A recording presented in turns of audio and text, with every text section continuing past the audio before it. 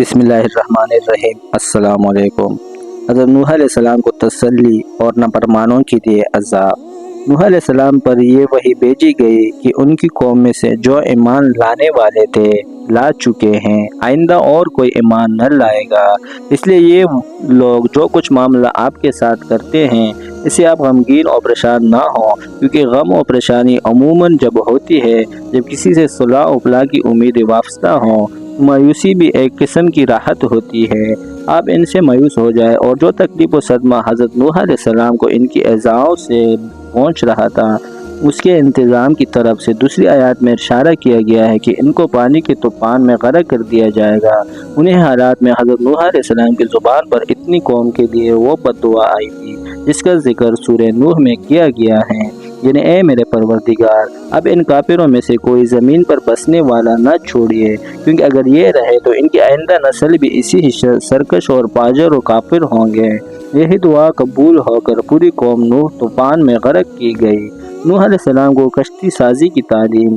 حضرت نوح علیہ السلام کو جب کشتی بنانے کا حکم ملا، اس وقت وہ نہ کشتی کو جانتے تھے نہ اس کے بنانے کو۔ اس کے لیے دوسری آیات میں اس کی سفینہ سازی کی حقیقت ظاہر کرنے کے لیے فرمایا، یعنی آپ کشتی بنائیے ہماری نگرانی میں اور ہماری وحی کے مطابق۔ روایت حدیث میں ہے کہ جبرائیل امین نے بذریعہ وحی الہی حضرت نوح علیہ السلام کو سفینہ سازی کی تمام ضروریات اور اس کا طریقہ بتلایا۔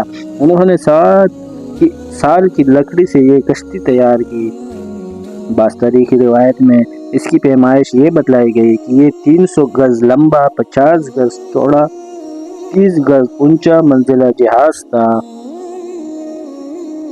اور روشن دان مروجہ طریق کے مطابق دائیں بائیں کھلتے تھے۔ اسی طرح یہ جہاز سازی کی صنعت وحی خداوندی کے ذریعے سب سے پہلے حضرت نوح علیہ السلام کے ہاتھوں شروع ہوئی، پھر اس میں ترقیات ہوتی رہی۔ تمام ضروریات صنعتوں کی ابتدا وحی کے ذریعے ہوئی۔ حافظ شمس الدین ذہبی کی لطف نبوی میں بعض سلف سے نقل کیا گیا ہے کہ انسان کے لیے جتنی صنعتوں کی ضرورت ہے ان سب کی ابتدا بذریعہ وحی الہی کسی پیغمبر کے ذریعے عمل میں آئی ہے، پھر حسب ضروریات اس میں اضافے اور سہولتیں مختلف زمانوں میں ہوتی رہی۔ سب سے پہلے پیغمبر حضرت آدم علیہ السلام کی طرف جو وحی آئی ہے اس کا بیشتر حصہ زمین کی آبادکاری اور مختلف صنعتوں سے متعلق ہے۔ بوجھ اٹھانے کے لیے پہیوں کے ذریعے چلنے والی گاڑی کی ایجاد بھی اس سلسلے کی ایجادات میں سے ہیں۔ سر سید صاحب بانی علی گڑھ کالج نے خوب فرمایا کہ زمانے نے طرح طرح کی گاڑیاں ایجاد کر لی، لیکن مدار کار ہر قسم کی گاڑیوں کا دری اور پہیے پر ہی رہا۔ وہ بیل گاڑی اور گدا گاڑی سے لے کر ریلوے اور بہترین قسم کی موٹر گاڑیوں تک سب سے مشترک ہے۔ اس لیے سب سے بڑا معجزہ گاڑیوں کا وہ شخص ہے جس نے پہیہ ایجاد کیا کہ وہ دنیا بھر کی ساری مشینری کی روح پہیہ ہی ہے، اور معلوم ہو چکا ہے کہ یہ ایجاد پیغمبر اول حضرت آدم علیہ السلام کے ہاتھوں بذریعہ وحی الہی عمل میں آئی ہے۔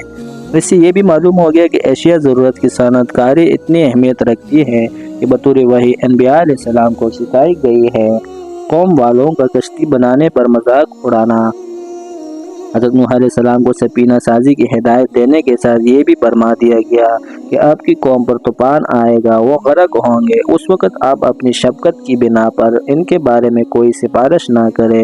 حضرت نوح علیہ السلام بحکم خداوندی کشتی بنانے میں مشغول تھے۔ ان کی قوم کے سردار جب ان کو دیکھتے اور پوچھتے کہ کیا کر رہے ہو تو یہ فرماتے کہ طوفان آنے والا ہے، اس لیے کشتی تیار کر رہا ہوں۔ ان کی قوم ان کا مذاق اڑاتی اور استہزاء کرتی تھی کہ یہاں پینے کے لیے تو پانی کا قحط ہے، یہ بزرگ اس خشکی میں کشتی چلانے کی فکر میں ہے۔ حضرت نوح علیہ السلام نے ان کے جواب میں فرمایا کہ اگر آج تم ہم سے استہزاء کرتے ہو تو یاد رکھو کہ ایک دن ایسا بھی آنے والا ہے جس میں ہم تم سے استہزاء کریں گے۔ مراد یہ ہے کہ حالات ایسے پیش آئیں گے جو خود تمہارے استہزاء کے موجب ہوں گے، کیونکہ حقیقتاً استہزاء اور تمسخر شان انبیاء کے خلاف ہے، وہ کسی کے لیے جائز نہیں بلکہ حرام ہے۔ قرآن کریم کا ارشاد ہے، یعنی کوئی کسی کے ساتھ استہزاء نہ کرے، ہو سکتا ہے کہ وہ اس استہزاء کرنے والے سے بہتر ہو۔ اس لیے یہاں استہزاء سے مراد ان کے استہزاء کا عملی جواب ہے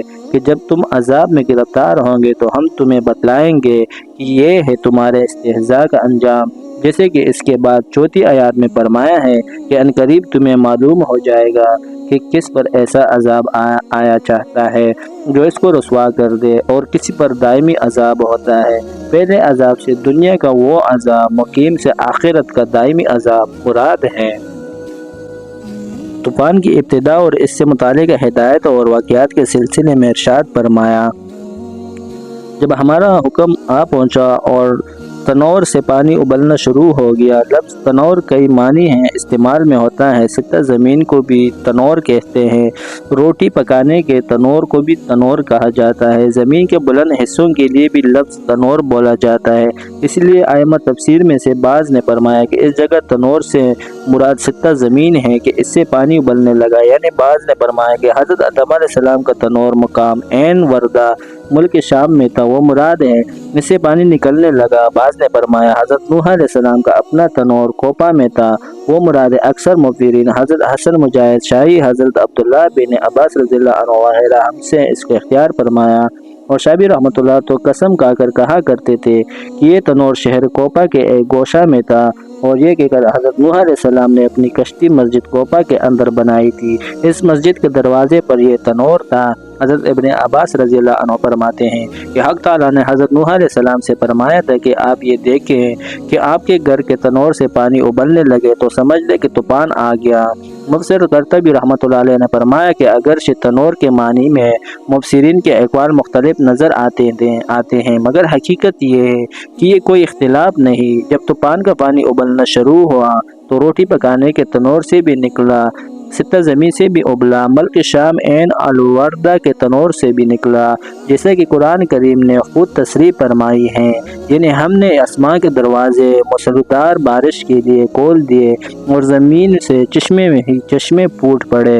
شبیر رحمۃ اللہ علیہ نے اپنے بیان میں یہ بھی فرمایا کہ یہ کوپا کے جامع مسجد، مسجد الحرام اور مسجد نبوی اور مسجد اقصی کے بعد چوتھی مسجد ہے جو ایک امتیازی شان رکھتی ہے۔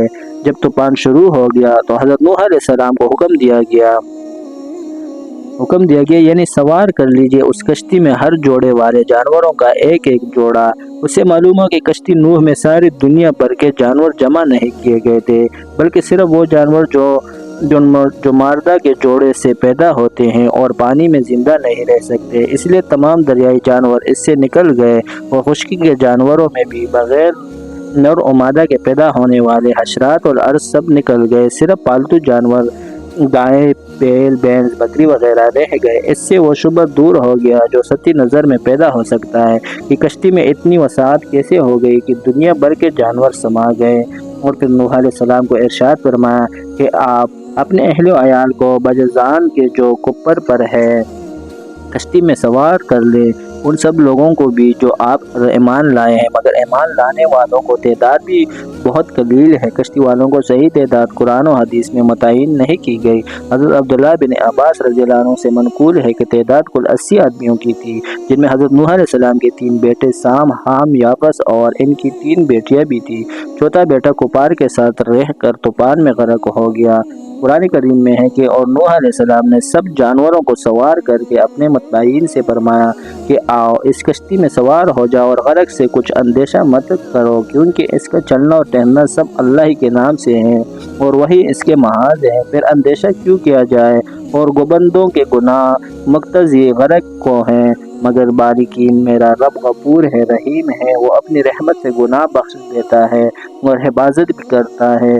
غرض سب کشتی پر سوار ہو گئے اور اس اسنا میں پانی بڑھ گیا اور وہ کشتی ان کو لے کر پہاڑ جیسی موجوں میں چلنے لگی، اور نوح علیہ السلام نے اپنے ایک سگے سوتیلے بیٹے کو جس کا نام کنعان تھا، وہ باوجود فحائش کے ایمان نہ لایا تھا اور وہ بوجھ ایمان نہ لانے کی کشتی میں سوار نہ کیا گیا تھا، اور اس وقت کشتی کنارے کے قریب ہی تھا اور وہ کنارہ پر موجود تھا، بطور آخری دعوت کے پکارا، اور وہ کشتی سے علیحدہ مقام پر تھا کہ اے میرے پیارے بیٹے، کشتی میں سوار ہونے کی شرط کی ایمان ہے، بجا لا کر جلدی ہمارے ساتھ سوار ہو جا اور عقیدہ میں کافروں کے ساتھ مت ہو، یعنی کفر کو چھوڑ دے کہ غرق سے بچ جائے۔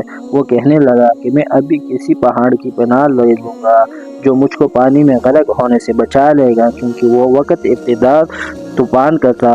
پہاڑوں کے اوپر پانی نہ پہنچا تھا۔ نوح علیہ السلام نے فرمایا کہ آج اللہ کے قہر سے کوئی بچانے والا نہیں، نہ پہاڑ اور نہ اور کوئی چیز، لیکن جس پر وہی رحم کرے تو اس کو خود ہی بچا لے۔